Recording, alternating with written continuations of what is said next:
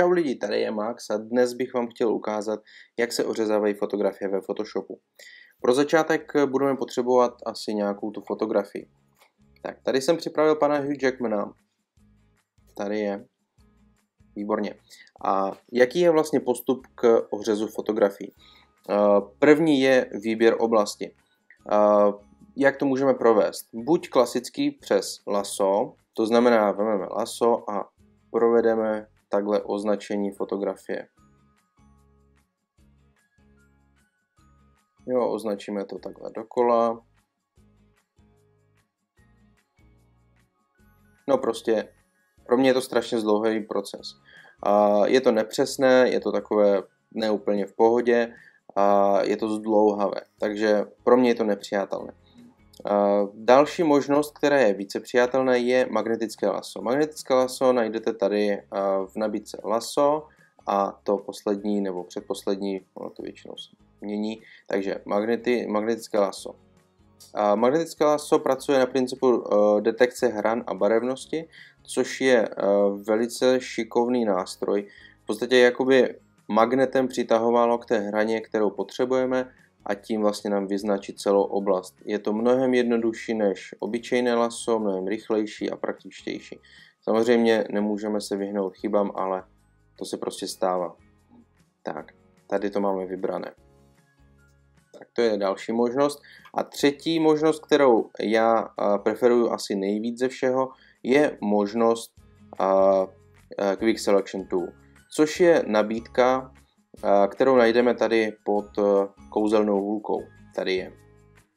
Tak, ta funguje na stejném principu jako to magnetické lasso, to znamená na detekce hran a barevnosti, ale funguje poměrně rychleji a jednodušeji. Jo, normálně prostě vybereme tu oblast, kterou potřebujeme mít vyznačenou. Tak. Jak vidíte, už mám vybranou téměř celou postavu a to jsem u toho jenom pár vteřin. Tak. Výborně. Super. Takže, teď máme vybranou postavu. To už můžete si zvolit vy sami, jestli budete dávat přednost lasso nebo magnetickému lassu nebo funkci Quick Selection Tool, to už nechám čistě na vás.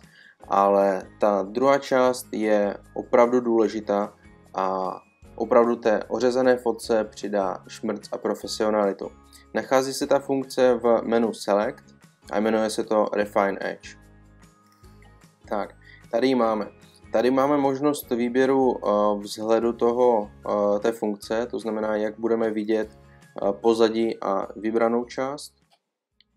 Preferuji tady tuhle možnost, vy si můžete vybrat, jakou chcete.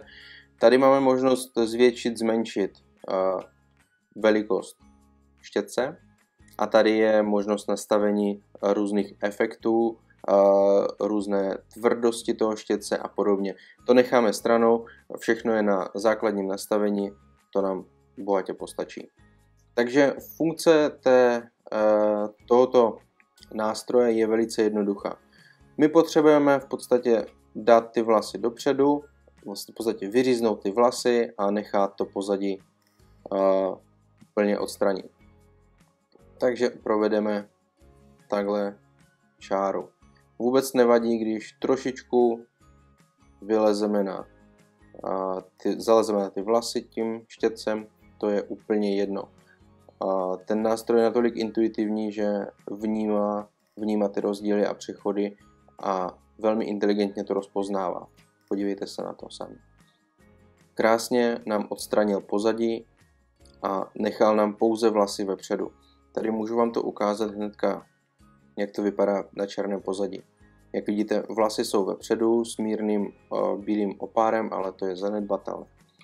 Tak to stejně provedu i na druhé polovině.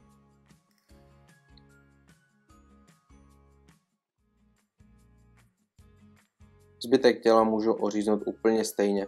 Je to úplně klasický způsob, prostě jako kdybyste malovali štětcem. K tomu ani nepotřebujete tablet. Schválně jsem k tomu vzal myšku, abyste viděli, že skutečně i myškou to jde bez problému. Tak možná myškou je to dokonce i pohodlnější byste to kreslili tabletem. Tak, nebudu to dále protahovat, v podstatě teď to jenom souhlasím a tady máme vlastně výběr toho Hugh Jackmana rovnou i s vlasama. Teď použijeme masku pro to, abychom odstranili pozadí.